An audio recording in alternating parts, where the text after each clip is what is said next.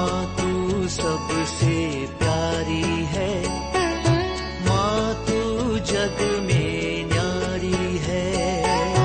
माँ तू सबसे प्यारी है, माँ तू जग में न्यारी है। अपने आंचल में रखना, अपने आंचल में रखना। हमें वरदानों से भरना। माँ तू सबसे प्यारी है, माँ तू जग में न्यारी है। माँ तू सबसे प्यारी है, माँ तू जग में न्यारी है। पिता, पुत्र और पवित्र आत्मा के नाम पर आमीन। आप सबों को जय यीशु। हम लोग फरवरी 2 तारीख अर्थात क्रिसमस से 40 दिन बाद प्रभु यीशु मसीह का मंदिर में समर्पण का पर्व मनाया जाता है। क्रिसमस के 40 दिन के बाद फरवरी 2 तारीख आता है।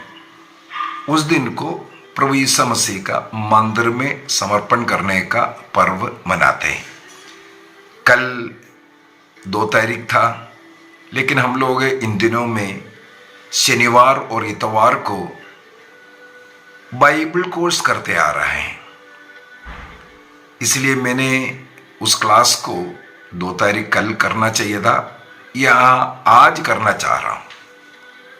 क्या कारण है? एक बहुत बड़ा पर्व है, और इस पर्व का मनाना क्यों है, बाइबल के अनुसार कहाँ लिखा है, यह सब थोड़ा सीखना और इसका महत्व को जानना हमारे लिए जरूरी है। इसलिए इस क्लास को मैं आज लेना चाह रहा हूं। लूकस का सुसमाचार उसके अध्याय 2 वाक्य 22 से लेकर के आगे 40 तक है। वहां पर प्रभु का मंदिर में समर्पण के विषय में लिखा हुआ है। वाक्य 22 में लिखा है, जब मूसा की संहिता के अनुसार शुद्धिकरण का दिन आया तो वे बालक को प्रभु को अर्पित करने के लिए यरूशलेम ले गए, जैसा कि प्रभु की संहिता में लिखा है, हर पहलौठा बेटा प्रभु को अर्पित किया जाए।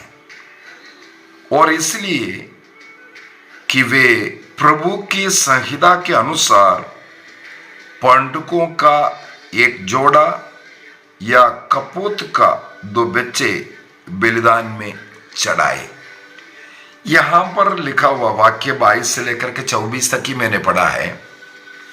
इससे हम लोगों को पता चलता है इस पर्व को मनाते वक्त कई बातों को जानना जरूरी है। सबसे पहले लिखा है, मूसा के नियम के अनुसार शुद्धिकरण का जो दिन आया। ये क्या है? यीशु मसीह का शुद्धिकरण का नहीं, प्रसव करने के बाद स्त्री के शुद्धिकरण को जो मंदिर जाकर के बलि अर्पित करने के बाद 2 बलियां अर्पित करना है। एक होम बलि अर्पित करना है, एक प्रायश्चित बलि अर्पित करना है। इसके बाद पुरोहित द्वारा उसका शुद्धिकरण का प्रक्रिया, और इसके बाद ही उस महिला शुद्ध है करके घोषित करते हैं। सबसे पहले उसके लिए कुछ नियम पीरियड है। उसके लिए हम लोगों को सबसे पहले शुद्धिकरण के विषय में लेवी ग्रंथ अध्याय 12 में, पूरे 12वां अध्याय, लेवी ग्रंथ का पूरा 12वां अध्याय इस शुद्धिकरण के विषय में ही लिखा हुआ है। प्रसूति के बाद, प्रसव के बाद एक स्त्री यदि एक लड़के को जन्म देता है, जैसे मासिक धर्म में भी अशुद्ध माना जाता है एक शब्द के लिए, उसी प्रकार सबसे पहला वाला एक सप्ताह मासिक धर्म के समान अशुद्ध माना जाता है, और इसके बाद आने वाला 33 दिन वो प्रसव का रक्तस्राव से अशुद्ध है। इस प्रकार 33 और 7 40 दिन, इसका मतलब लड़के को जन्म दिया है तो 40 दिन के बाद शुद्धिकरण का दिन आता है। यदि जन्म लेने वाली लड़की है, 1 सप्ताह की जगह सबसे पहले 2 सप्ताह अर्थात 14 दिन, 33 दिन के जगह 66 दिन 66 डेज, इसका मतलब कुल मिलाकर के 40 की जगह लड़की जन्म है तो 80 दिन हो जाएगा। इसके बाद शुद्धिकरण का प्रक्रिया होता है। सबसे पहली बात, लेवी ग्रंथ अध्याय 12 के अंदर वाक्य 1 से लेकर के 8 तक, 8 ही वाक्य है, तो वहां पर हम लोग ये पढ़ सकता है। तो शुद्धिकरण के लिए जब वो मंदिर जाएगा तो होम बलि के लिए 1 साल का एक मेमने को लेकर के जाना है, वो होम बलि के लिए है। और प्रायश्चित बलि के रूप में एक कबूतर या एक पंडुक को अर्पित करना है। यदि परिवार गरीब है तो मेमने के जगह पर 2 कबूतर या 2 पंडुक भी अर्पित कर सकता है, एक होम बलि के लिए, एक प्रायश्चित बलि के लिए।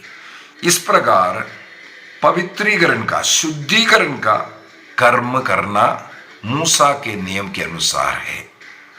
तो ये परिवार प्रभु यीशु मसीह के जन्म के 40 दिनों के बाद यरूशलेम मंदिर जाते हैं, ये विधियां निभाते हैं। दूसरा एक और नियम है, वो निर्गमन ग्रंथ अध्याय 13 के अंदर है, एक्सोडस चैप्टर 13 वाक्य 2 में और 12 में हम लोग पढ़ सकते हैं। जो इस्राएल में जन्म लेने वाला पहलोटा लड़का प्रभु का है, पहलोटा बेटा प्रभु का है। हाँ, ये भी है, चाहे वो पशु का है, जानवर का क्यों ना हो, उनको भी प्रभु के लिए अर्पित करना है पहलोटा। क्योंकि मिस्र देश के पहलौटों को जब ईश्वर ने दंड के रूप में मारा था तो इस्राएलियों के संतानों को प्रभु ने बचाया था। इसलिए ईश्वर ने कहा, अब से इस्राएल के जो पहलौटा बेटा होगा वो प्रभु को होगा, प्रभु के लिए उनको अर्पित करना जरूरी है। जो पहलौटे को प्रभु के लिए अर्पित करने वाला एक विधि भी होता है। तो माता पिता ने शुद्धिकरण के लिए जब आया तो इस पहलौटे को अर्पित करने का विधि भी उसी के साथ ही कर रहा है। अभी अर्पित करने का मतलब है प्रभु के लिए अर्पित किया, अभी प्रभु का संतान बन गया, अभी उससे हम वापस लेना है, उसको खरीद कर करके लेना पड़ता है। इसका मतलब उसके लिए एक दाम चुकाना जरूरी है। उस बेटे को छुड़वाने के लिए गणना ग्रंथ अध्याय 18 के अंदर, नंबर्स चैप्टर 18 वर्स 15 एंड 16 के अंदर उसका दाम लिखा है। उस बेटे को छुड़वाने के लिए चांदी के 5 शेकेल का दाम देना पड़ता है। मंदिर में चांदी के 5 शेकेल का दाम दे करके अपने पुत्र को वापस भी ले सकता है। लेकिन हमें यह भी मालूम होना चाहिए, जैसे सामुएल का ग्रंथ के अंदर सामुएल के जन्म के बाद, क्योंकि सामुएल की माँ अन्ना ने मन्नत ली थी, यदि तुम मुझे एक संतान दोगे उसको मैं आजीवन काल नासिर व्रत में रखूंगा और आपके लिए अर्पित करूंगा। तो पहलोटा बेटा सामुएल जन्म लिया, दूध छुड़ाने के बाद उसको मंदिर में अर्पित किया। बाइबल में नहीं लिखा हुआ है, फिर भी हमें मालूम है माता मरियम के माता पिता अन्ना और जोआकिम, वे लोग भी यरूशलेम मंदिर जाकर के यही मन्नत लिया था। जिस प्रकार सामुएल की माँ ने जो मन्नत लिया, उसी प्रकार यरूशलेम मंदिर जाकर के माता मरियम की माता पिता भी, क्योंकि वो भी भांज थे, उनके कोई संतान नहीं था, तो उन्होंने भी यही मन्नत लिया, हमें अगर एक संतान देंगे हम आजीवन काल उसको आपके लिए समर्पित करेंगे। जन्म लिया तो बेटी था, फिर भी दूध चुड़ाने के बाद उस बेटी को मंदिर में अर्पित किया था, उसको छुड़ाया नहीं, सामुएल को छुड़ाया नहीं। मूसा के ग्रंथ में मूसा के नियम के अनुसार उसको छुड़ा सकता है, छुड़ाने के लिए 5 चांदी के शेकेल देना पड़ता है। अब 3 कार्य हो गए। अभी एक और चौथा कार्य लूकस का सुसमाचार अध्याय 2 वाक्य 25 से आगे लिखा हुआ है। 25 से लेकर के 40 तक अगर पढ़ करके जाएंगे, वहां पर 2 व्यक्तियों के विषय में लिखा हुआ है। सबसे पहला है 25 से लिखा हुआ है कि सिमोन नाम का व्यक्ति। दूसरा वाक्य 36 से 40 तक लिखा हुआ है एक अन्ना नामक व्यक्ति। प्रभु को जब मंदिर में समर्पण किया उस समय पर ये 2 व्यक्ति भी लाइट में आते हैं, प्रकाश में आते हैं। यरूशलेम में रहने वाला एक सिमोन नाम का एक धर्मी व्यक्ति के विषय में ईश्वर के एक वादा था, जब तक वह मुक्तिदाता का दर्शन नहीं करेंगे तब तक वो उनका मृत्यु नहीं होगा करके। जब ईसा मसीह को मंदिर में लेकर के आया, ये भी नबियों के कहने के अनुसार ही हुआ है। नबियों का ग्रंथ, सबसे पहले मलाकी का ग्रंथ, उसके अध्याय 3 वाक्य 1 में प्रभु को मंदिर में अर्पण करने के विषय में लिखा हुआ है, मंदिर में प्रभु का आने के विषय में लिखा है। तो ईसा मसीह पहली बार यरूशलेम मंदिर में माता पिता के द्वारा यहां लेकर के आया। तब सिमोन नाम का वो धर्मी पवित्र आत्मा से प्रेरित होकर के उस घड़ी मंदिर में आते हैं और प्रभु को अपने हाथ में उठाते हैं और वहां पर वो एक गीत गाते हैं, उसको नंक डोमटिस लातीनी भाषा में कहते हैं। देखो वाक्य 29 से, प्रभु अब तू अपने वचन के अनुसार अपने दास को शांति के साथ विदा कर, क्योंकि मेरी आंखों ने उस मुक्ति को देखा है जिसने तूने सब राष्ट्रों के लिए प्रस्तुत किया है। यह गैर यहूदियों के प्रबोधन के लिए ज्योति है और मेरी प्रजा इस्राएल का गौरव। एक भविष्यवाणी और एक गीत, नबी इस्हाया का ग्रंथ अध्याय 42:6 और नबी इस्हाया का ग्रंथ अध्याय 49 वाक्य 6, वहां पर ये जो ज्योति के विषय में, गैर यहूदियों के प्रबोधन के लिए ज्योति और सब राष्ट्रों के लिए ये इस्राएल का गौरव, ये सब लिखा हुआ बात है नबी इस्हाया के द्वारा। तो इन भविष्यवाणियां नबी इस्हाया के द्वारा हो या मलाकी के द्वारा, वो जो लिखा हुआ भविष्यवाणियां हम पूर्ति होता हुआ। और ईसा मसीह सब राष्ट्रों के लिए, केवल यहूदियों के लिए नहीं, सब राष्ट्रों के लिए, यहां लिखा है गैर यहूदियों के प्रबोधन के लिए ज्योति है करके, तो उनके लिए भी है। ये भी वहां पर वो भविष्यवाणी करते हैं।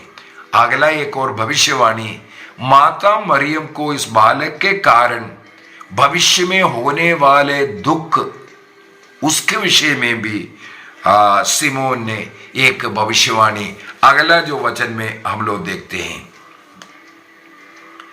इस बालक के कारण इस्राएल में बहुतों का पतन और उद्धान होगा, और यह एक चिन्ह है जिनका विरोध किया जाएगा। इस प्रकार बहुतों के हृदय के विचार को प्रकट होंगे। इसके बाद आखिरी में लिखा है, एक तलवार आपके हृदय को आर पार भेदेगी।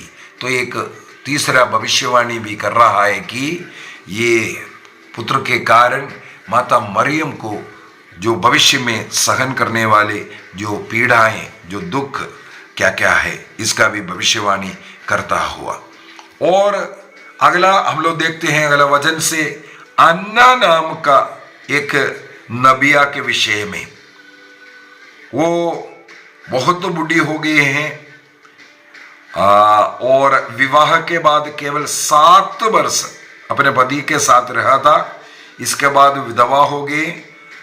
अब ये 84 वर्ष का 84 ईयर ओल्ड है और मंदिर में वो क्या है, दिन रात उपवास प्रार्थना में लगे रहती है। मुझे ये भी पढ़ने के लिए मिला है, यही अन्ना ने जब मंदिर में माता मरियम को समर्पित की, वहां पर यही अन्ना माता मरियम को देखभाल करना और उन्हें पवित्र ग्रंथ को सिखाने वाली ये अन्ना है। इसलिए अन्ना भी उस घड़ी वहां आकर के प्रभु की स्तुति आराधना करते हैं और अन्य लोगों को प्रभु के विषय में समझाते हैं, बताते हैं। इसका मतलब प्रभु के विषय में अन्य लोगों को वो जो शुभ संदेश देने वाली ये अन्ना बन गई थी। पहला एक वचन की घोषणा करने वाली, हमें ये बोल सकता है। तो ये घटना इस फीस्ट से जुड़ा हुआ है। तो आज हम लोगों ने इस फीस्ट के अंदर मनन चिंतन किया। माता मरियम के प्रसव के बाद 40 दिन हो गया, शुद्धिकरण का प्रक्रिया। इसके बाद प्रभु यीशु मसीह पहलौठा बेटा, उसको प्रभु के लिए अर्पित करना, कॉन्सेक्रेशन, और उसी प्रकार रिडेम्पशन भी, उन्हें छुड़ाना भी। साथ ही साथ हम लोगों ने देखा एक सिमोन का भविष्यवाणी और वहां पर एक अन्ना नाम का महिला आकर के प्रभु का संदेश सुनाता, प्रभु का साक्ष्य देता हुआ। आइए हम अपनी आंखें बंद करें। इस पर्व के दिन हमें भी कुछ निर्णय करना है। जैसे प्रभु यीशु मसीह का माता पिता मूसा के नियम के अनुसार सभी रिचुअल्स करते हैं। 7 दिनों तक पहले अशुद्ध रहते हैं, 8वें दिन पुत्र का खतना करना, नामकरण करना, और अगला 33 दिन प्रसव का शुद्धता, 40 दिन में शुद्धिकरण का प्रक्रिया। जिस प्रकार रिचुअल्स में लिखा है उसी प्रकार उस रिचुअल्स को पूरा करते हैं। 2 पंडुकों को अर्पित करते हैं, एक होम बलि के लिए, एक प्रायश्चित बलि के लिए। प्रभु यीशु मसीह के माता पिता जिस प्रकार मूसा के नियम के अनुसार रिचुअल्स पूरा किया, हमारे कैथोलिक चर्च में भी 7 संस्कारों को इसी प्रकार हमें निभाना है। अपने बच्चों के लिए, अपने लिए प्रभु के द्वारा स्थापित ये 7 संस्कार, इन रिचुअल्स को समय समय पूरा करना जरूरी है। वहां पर सिमोन और अन्ना के समान हम लोगों को भी प्रभु का दर्शन और प्रभु की घोषणा करने वाला बनना है। हमें भी अपने बच्चों को, संतानों को प्रभु यीशु मसीह के माता पिता के समान मंदिर लेकर के जाना, समय समय पर जो रिचुअल्स है उसको पूरा करना, और प्रभु के लिए उदाहरण का जीवन जीना। चाहे कितना भी कष्ट पीड़ा तलवार हृदय से भेदना पड़े, वह कार्य करेंगे। निर्णय कीजिए। प्रभु हमारे परिवारों को आशीष दे। इस समय पर मैं विशेष रूप से सभी गर्भस्थ बच्चों के लिए प्रार्थना करता हूं, एक भी बच्चा गर्भ में नष्ट ना हो। सभी निसंतान दंपतियों को संतानों की आशीष मिले। जितने भी लोग इस प्रकार प्रार्थना कर रहे हैं उन्हें भी ये कृपा मिले, सबों को संतान की आशीष हो। परिवार में संतान माता पिता के अधीन रहे, उनका कहना माने। इसके द्वारा बच्चों का बुद्धि और शरीर विकसित होगा, ईश्वर तथा मनुष्यों के अनुग्रह में बढ़ेगा। प्रभु हमारे परिवारों को आशीष दे, कृपा दे, पिता, पुत्र और पवित्र आत्मा के नाम पर आमीन। आप सबों को जय यीशु।